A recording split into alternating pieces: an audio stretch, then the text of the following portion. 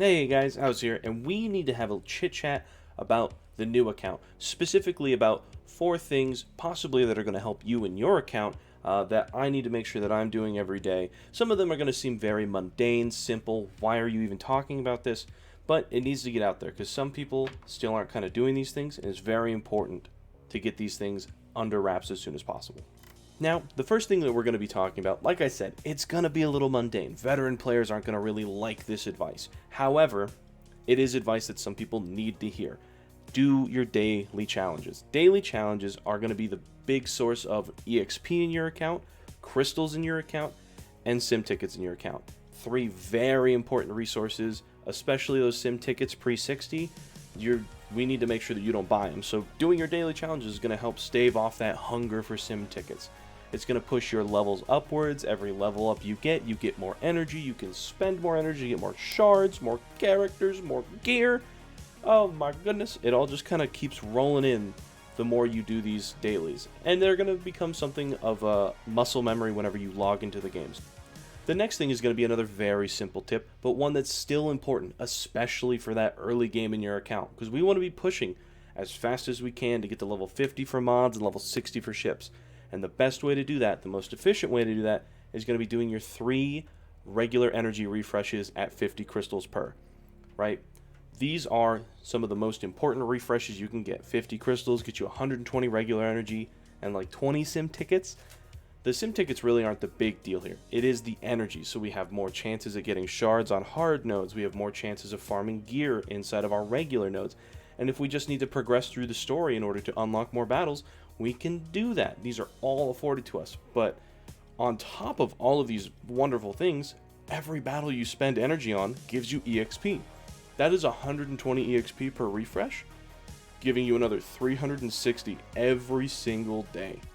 You will be getting enough crystals to sustain this habit naturally. If you want to do refreshes elsewhere, like let's say inside of the Cantina battle, you can, but I wouldn't recommend it for efficiency's sake in EXP, and I definitely would leave a cap for yourself. I am spending crystals here and there to get closer to 7 stars on my Cantina characters, but it's only when I am going to use that refresh to go down to 300 crystals, after I've done my 350 refreshes for the day. If I'm going to go below 300 crystals on the Cantina energy, I don't do it, because I'm prepping to use that crystal energy on mod battles and on ship battles. So I want to make sure I have quite a bit hoarded up by the time I get to level 50 and level 60. Next up, let's talk about the problem that I've been really having not a lot of issue with, but just kind of like disturbances and bothers with, and that's going to be my light side battles, specifically because I am so dark side heavy on the early half of my game. I'm not exactly pushed into a team I'm willing to put gear on for the light side yet, so I struggle quite a bit clearing these nodes, but I'm able to clear them, and I'm able to 3-star the very important ones because I have allies.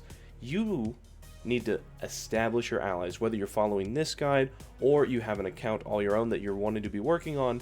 You need to be establishing your allies, whether you establish them through Reddit, through a post that you post, or through one of the daily ally code sharing, or sorry, weekly ally code sharing posts. You need to be doing it through Discord, whether you're doing it through Heinz's Discord, Gridden's Discord, Arnold's Discord, AP Gaines Discord, right? Whoever it is, Cubs fan Han, they've got people in there who are willing to share the ally codes to help you out and move forward. And the easiest place that you're going to be getting ally codes is going to be from your guilds, okay?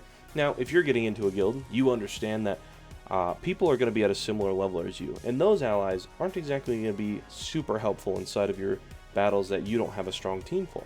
However, the top echelon of your guild, the creator of the guild, the officers in the guild, and maybe like 5 people who are also inside of that guild, usually are level 85.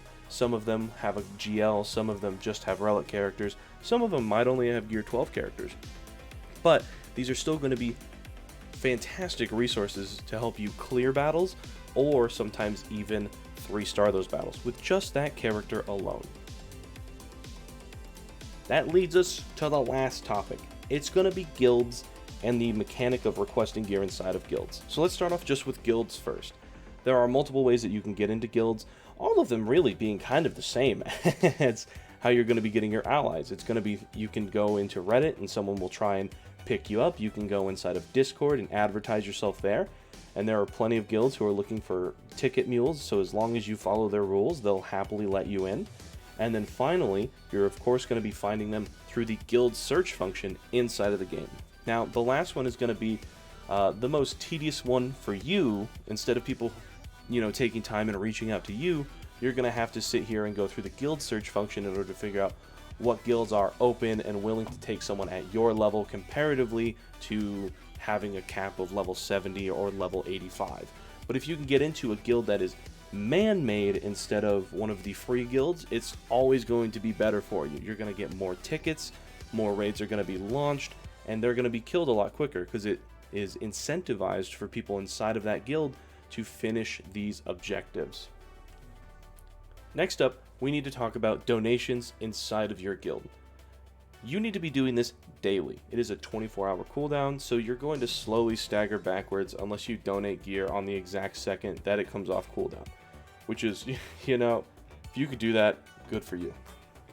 When you're asking for gear to be donated, I recommend to always ask for pieces that are going to give you 10 pieces back, because that's going to save you 10 battles of energy to gear out your character. Those pieces at this level of the game are going to be white, green, and blue pieces. There are some special blue pieces at the end of the game that you only get 5 of for requesting, but those are entirely out of reach right now and something you shouldn't really be worrying about. And that's it for my 4 tips on the account currently. We are level 48. We should be level 50 in about a day or two, which means we're going to unlock mods in about a day or two. So we'll have a video on that once I figure out kind of how I want to structure that video. And other than that, what else do you guys want to see on the account? Let me know, and we'll go on from there. Later, guys.